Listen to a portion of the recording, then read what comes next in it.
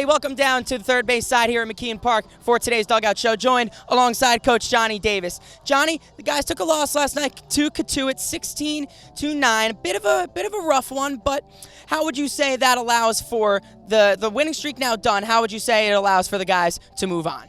I mean, I think this whole year, one thing we've really been trying to do is, break away from the pack. And so you've seen it a lot. Is like we win two, lose two, win two, lose two.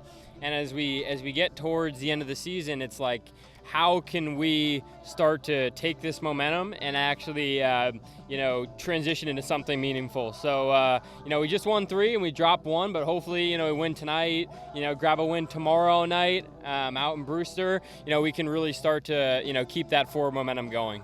Yeah, they've just come off.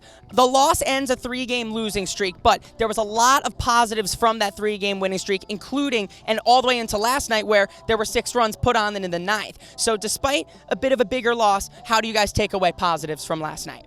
I mean, one thing we try to do a lot is, stay away from those big innings. So we had that 4-run inning, I think it was in the 6th, and even though we scored, 6 or 7 runs in the bottom of the 9th, it's like, how do we consistently win innings? So that's kind of what we preach to the coaching staff, is that if we can win the first 3, that's a big thing. Getting out to the early lead. We scored first last night. They kind of came back, and our thing is that we can win the first 3 and transition that into, okay, then we win the first 5 and kind of go from there. That's where we're at as a staff, and we're just trying to stay away from the big inning on defense. Yeah, definitely. So here tonight against YD, and then to Brewster, and then another few home games. How do you guys plan over these next few games to be winning those innings and eventually those games? It's been tough with guys coming and going, and with the draft and guys taking their college visits, and I think that we are going to need some depth from some guys who we necessarily haven't relied on a ton so far.